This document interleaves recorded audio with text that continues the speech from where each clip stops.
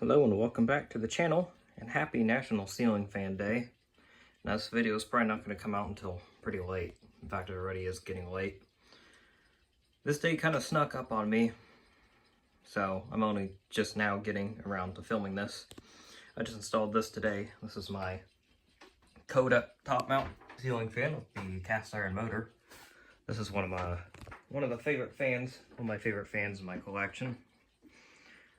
It's a real good performer. I'll fire it up here now. And you'll listen closely, you might hear some motor whine off of it.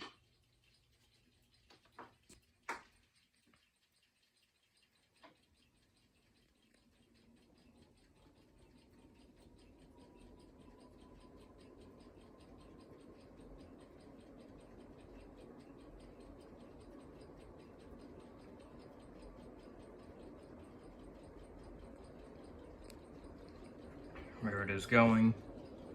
It's high speed. I'm not going to go through all the speeds on all these. I'm going to go through the house and show the rest. It'll be probably a mix of commentary and no commentary. There's a few fans that aren't really notable, but I'll still show. These are one of the more notable ones. It is a real good performer. I like this fan. It's real heavy too.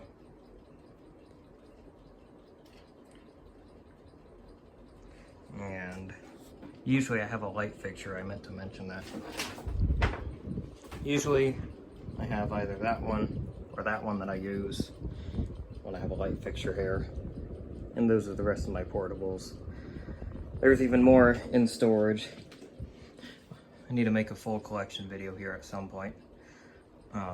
Anyways, we'll move on to the rest of the fans. Turn in the Century Euros. I don't really like this thing, but it has to stay here. So be it. I pitched the blades, so it does move a bit more air. Yeah, nothing really notable here. It's also making a new noise. That's wonderful and indicative of the quality.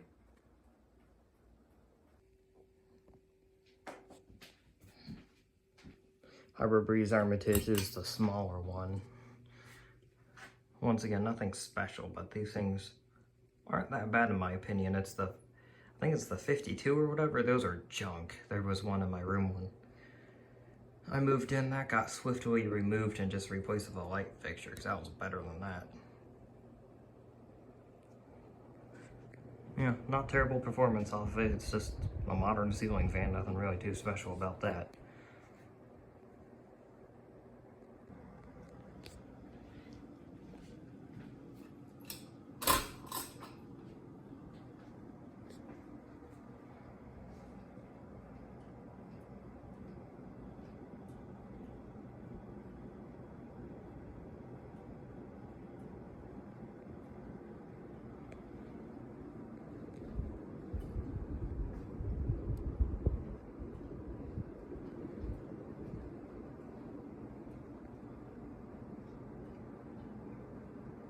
And now we're down here in the basement.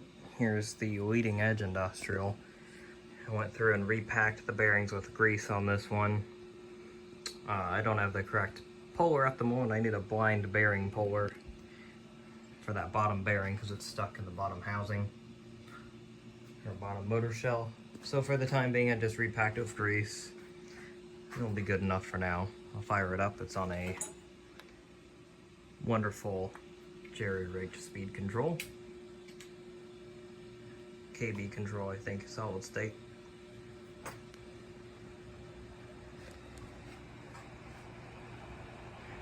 And believe it or not, even with the rather low clearance, this throws a ton of air around.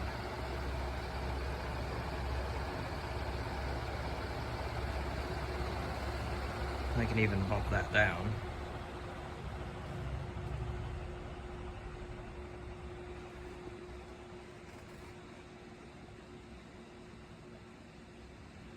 But yeah, I went through and cleaned this one up.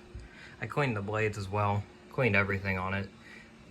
It came out pretty nice actually. I know these aren't the greatest. They're good performers. The bearings are notorious for being problematic. I found that the grease they use, it dries up and the bearing just eats itself.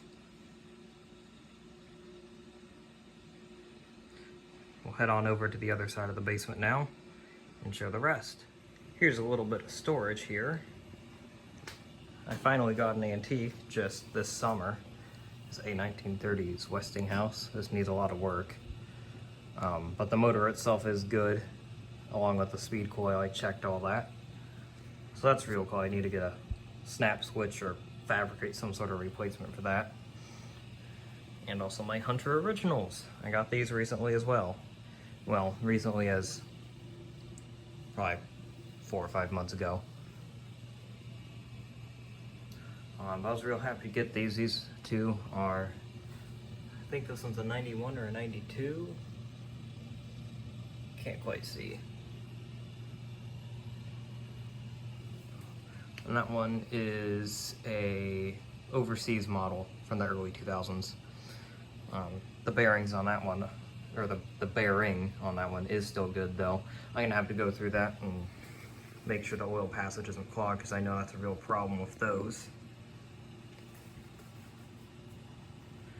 And over here we have this baby original. This was given to me by Mike. Big shout out to him once again. I'll fire this one up right quick. There's the light. I put this globe on here. This is a probably 1950s era globe, and I think it looks real nice on this. Mind the jerry-rigged wiring, that's going to be remedied here soon.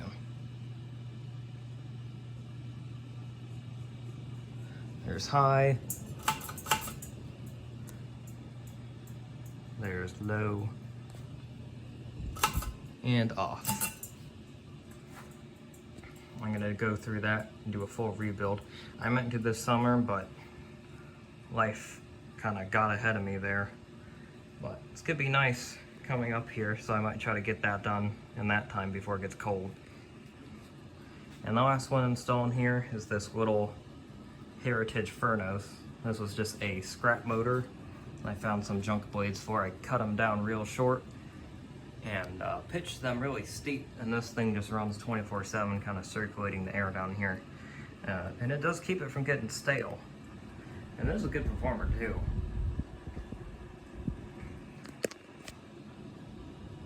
That pull fob is off of Sanyo Industrial. But yeah, that should do it, at least for all the installed fans. I suppose I could go and show the storage room as well. We'll do that right now. And here's the storage room. It's a bit of a mess right now. This shelf contains most of the ceiling fan stuff, and I plan to put another shelf here eventually when I go through all that stuff and put it where it needs to go. Nothing super exciting in here, just this came off the side of the road. I think there's a home trends thing. It's real cheesy. And the infamous winnow, if you're on Jordan U's server or have seen the video comment section on the one he has, you'll know it's kind of infamous. And here's the Emperor little Sears spinner. Emerson with a stack motor. And an all brown turn of the century. And there's a Barrett's. The motor to the Barrett's is right there. It seems I have a lot of antique brass fans, that's for sure.